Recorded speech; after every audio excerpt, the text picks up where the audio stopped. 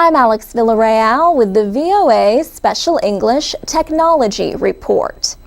Tablet computers were the stars of this year's Consumer Electronics Show. The international gathering in Las Vegas, Nevada, is the world's biggest technology trade show. Companies launched more than 80 handheld computers similar to the popular Apple iPad. Tara Dunyan from the Consumer Electronics Association is a spokeswoman for the show, which ended January 9th. She said 2011 is going to be the year of the tablet. There are going to be many different kinds of products available. Examples include a new Wi-Fi version of the Galaxy Tab made by Samsung of South Korea. The Taiwanese company Asus announced 4 new tablets for this year. One of them can connect to a keyboard to make it more like a laptop computer. Another has a keyboard that slides out. Both of these tablets use Google's new Android Honeycomb operating system. Motorola, based in the United States, also demonstrated that system on its new Zoom tablet. Reporter Arash Alai from VOA's Persian News Network was at the show. He says more and more companies are offering 3D images on devices like tablets and notebook computers. There are 3D Blu-ray players, cameras, camcorders, and printers. He looked at the newest 3-dimensional televisions, including some that require no special eyewear. He said Toshiba introduced a new line of televisions that enable users to watch 3D without wearing the glasses. Arash Alai also looked at some of the different products marketed as green technology at the show.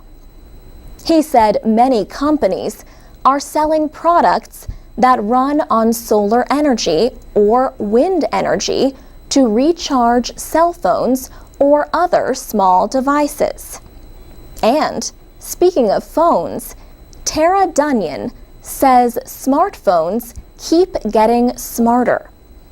She said superphones have 4th-generation chips in them that permit immediate access to videos and photos. Popular products at the Consumer Electronics Show also included Internet TVs and devices to stream video onto existing high-definition sets. More than 120,000 people attended the show. One big announcement involved the British company ARM and the Microsoft Windows operating system. Microsoft said the next version of Windows will work on devices that use ARM processors. For VOA Special English, I'm Alex Villarreal. This is the VOA Special English Technology Report. Amazon.com recently launched its Kindle library lending service in the United States. Millions of users of the Kindle Reader and app can now borrow Kindle books from their local public library. The company is working with Overdrive, a leading supplier of ebooks and other digital content to libraries. The service will be available through the websites of more than 11,000 local libraries across the country. Users of other devices, including the Barnes & Noble Nook and Sony Reader, have already been able to borrow library books. Experts say Amazon's entry is likely to reopen a debate between publishers and libraries over e-book lending. Bill Rosenblatt is president of Giant Steps Media Technology Strategies, a consulting company. He says, publishers and libraries are enemies that occur in nature, like snakes and mongoose. Libraries would like to be able to make books available to everyone all the time with no limitations. And publishers, of course, would like to sell more books to the public. Mr. Rosenblatt says the debate in the United States centers on what is known as the law of first sale. Once you buy any kind of media product, such as a book or a CD or a DVD or anything like that, you can do whatever you want with it. You can read it, you can give it away, you can lend it, you can resell it, you can burn it, you can use it as a frisbee, whatever you want. This law of first sale is what permits libraries to lend books over and over again without having to pay publishers each time. But it does not include digital products. Technology known as digital rights management can make e-books unreadable once they have reached a certain time or user limit. Bill Rosenblatt points out that one of the major publishers made an announcement several months ago. HarperCollins said it was only going to allow ebooks to be lent out 26 times, and then they would have to be purchased by the libraries again. HarperCollins says it took the action to protect the growing ebook industry and its own book sales. But Bill Rosenblatt says critics did not see it that way.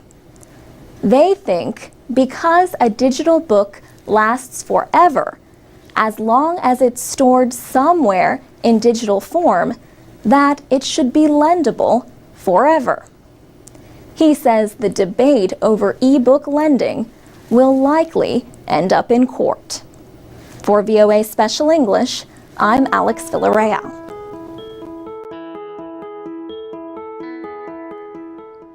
From VOA Learning English, this is the Technology Report.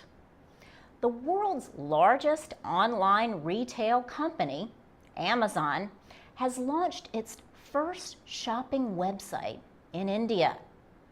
The Amazon website in India offers 7 million books and 12,000 movies and television programs. It will soon add more products, such as cameras and mobile phones. The American company will not sell its own products in India. Indian law does not permit companies that sell goods from more than one manufacturer to sell directly to people on the internet. Instead, the Amazon website serves as a marketplace for local businesses.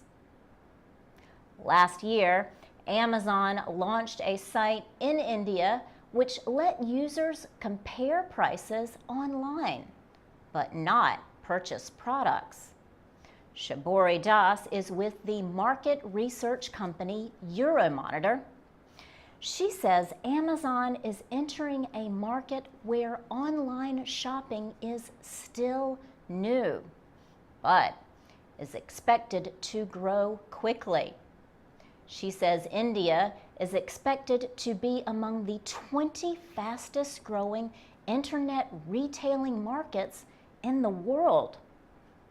Online businesses are interested in India's huge young population, but only about 12% of Indians have a connection to the internet. That is far fewer than in countries like China. Still, there are 150 million internet users in India, making its market the third largest in the world. And it is expected to grow quickly as more people get connected. At this time, the path to big profits may not be easy for online retail businesses. Online retail is currently valued at $10 billion, but a large amount of that is for air travel. Now, competition to provide retail goods should increase with the entry of Amazon into the market. For VOA Learning English, I'm Laurel Bowman.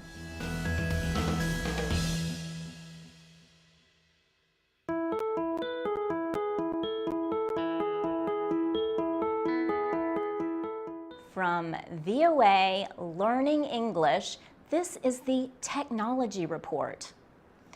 Alzheimer's disease is mostly a condition of old age. Today, life expectancy is increasing around the world.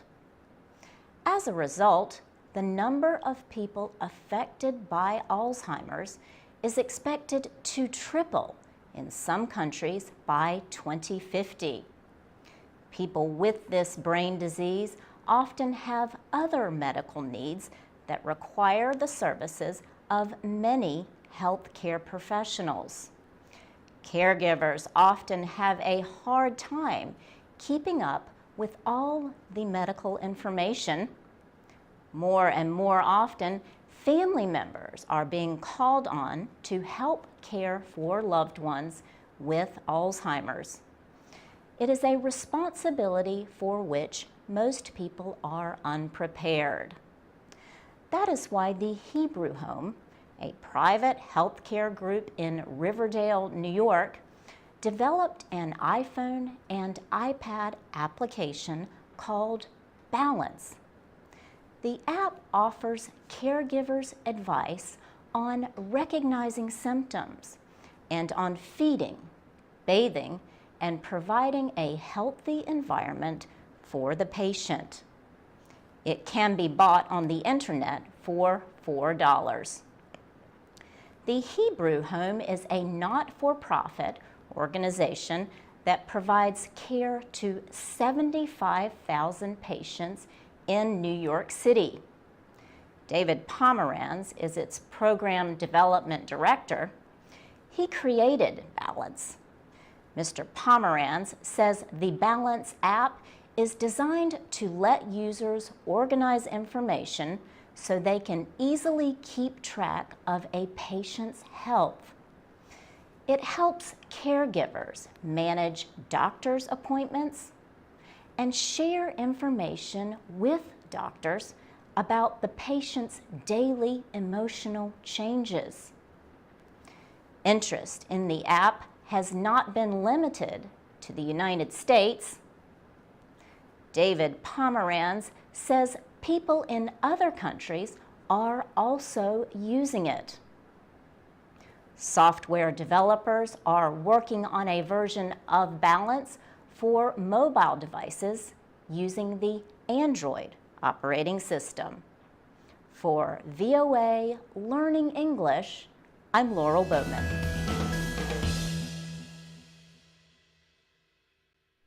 From VOA Learning English, this is the Technology Report. Around the world, commuters in big cities spend a lot of time stuck in traffic.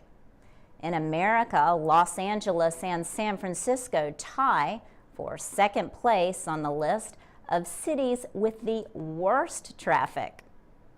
The Texas A&M University Transportation Institute says Washington, D.C. is in first place. Professor Cyrus Shahabi knows about traffic jams. He lives more than 65 kilometers from his office at the University of Southern California in Los Angeles. He says he is always late for meetings, even with the help of a navigation system. So he decided to develop an app for his mobile phone that would help. The ClearPath app is designed to do what other navigation systems cannot. Professor Shahabi says his program uses historical data to predict traffic conditions before the driver leaves the house.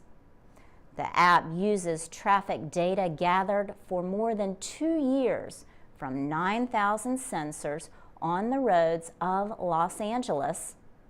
It also collects information on accidents. Cyrus Shahabi says his system does more than respond to current traffic conditions. With it, he says, a driver can enter what time he wants to leave on a specific date, and ClearPath will give the fastest route. It considers the entire road network, including streets and highways, before the driver begins his or her trip. A free ClearPath app for roads in Los Angeles is expected to be launched soon.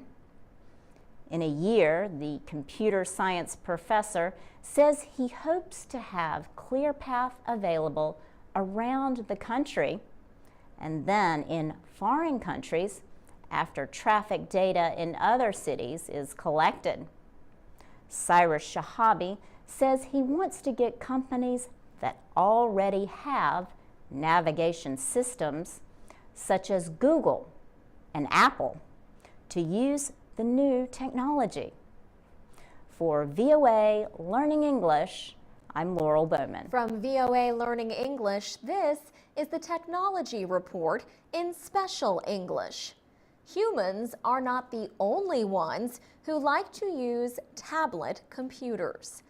The nonprofit organization Orangutan Outreach has started a program called Apps for Apes using Apple's iPad.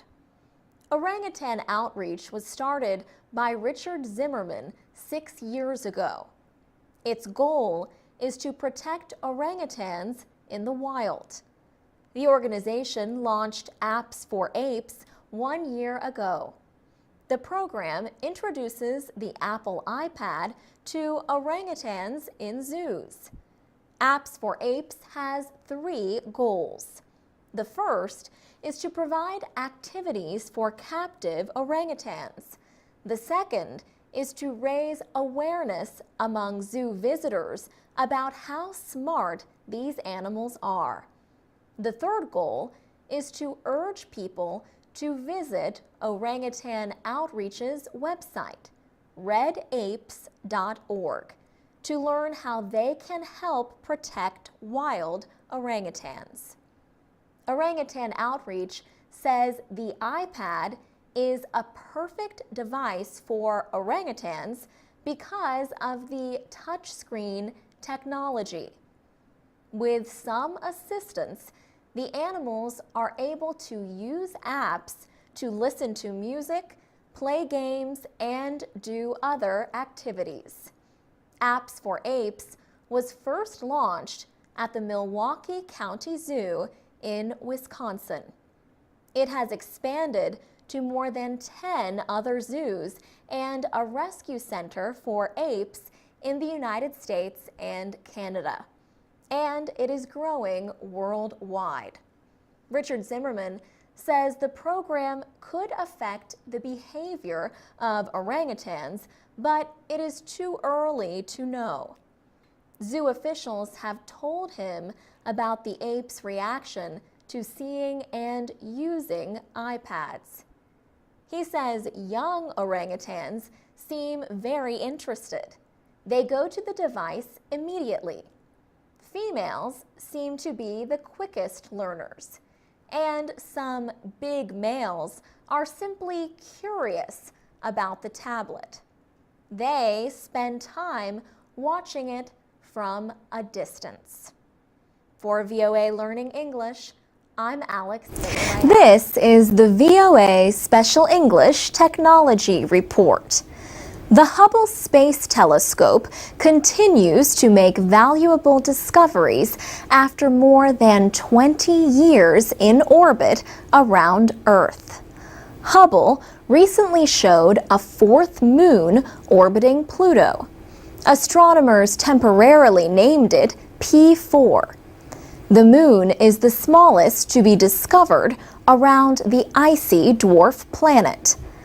Astronomers estimate that the moon is from 13 to 34 kilometers across. They first saw it in a Hubble photo taken on June 28th. The American Space Agency NASA launched the Hubble Space Telescope in 1990. Reaching that day took years of work. Ed Weiler is NASA's chief astronomer. Mr. Weiler has worked closely with the Hubble program since 1979. He says that when the Hubble was launched, it represented an increase in the ability of other telescopes on Earth by a factor of 10. He says the last time in astronomy that something like this happened was when Galileo put the first telescope to his eye. NASA's first chief of astronomy was Nancy Grace Roman. Ms. Roman joined NASA in 1959. She led the effort that resulted in the creation of the Hubble Space Telescope. She says astronomers had been wanting to get observations from above the atmosphere for a long time. Looking through the atmosphere is somewhat like looking through a piece of old stained glass. The glass has defects in it, so the image is blurred from that. The Hubble telescope orbits about 550 kilometers above Earth. Ms. Roman says she still remembers the first images that it captured. For her, the image that was most striking was the center of a globular cluster. She could see each individual star and its color. The Hubble Space Telescope has helped expand our knowledge of the universe. It helped scientists estimate that the universe began about 14 billion years ago. Earlier estimates had placed it between 10 and 20 billion years old. The Hubble telescope also confirmed the existence of black holes. These are extremely dense masses believed to exist at the center of most galaxies. Their gravitational pull is so strong they absorb light. The Hubble Space Telescope completed its 1 millionth scientific observation in July. NASA is building a new space telescope to look even deeper into the beginnings of the universe. For VOA Special English, I'm Alex Villarreal. From VOA Learning English, this is the Technology Report in Special English. Televisions were the stars of January's International Consumer Electronics Show. Known as CES, the yearly gathering in Las Vegas is one of the world's largest consumer electronics trade shows.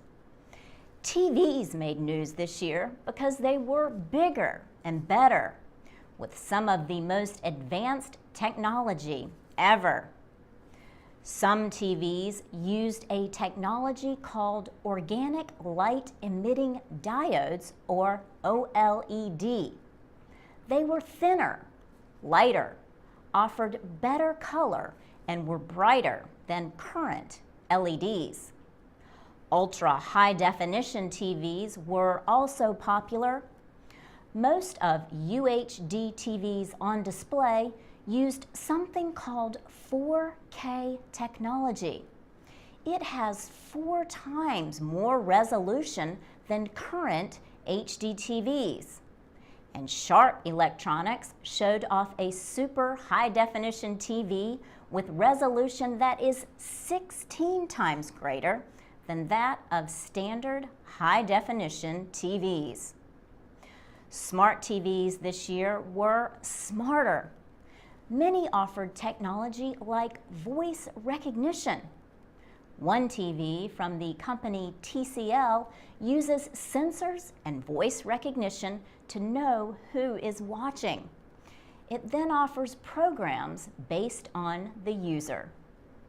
In addition to TV technology, size also played a major part in CES 2013.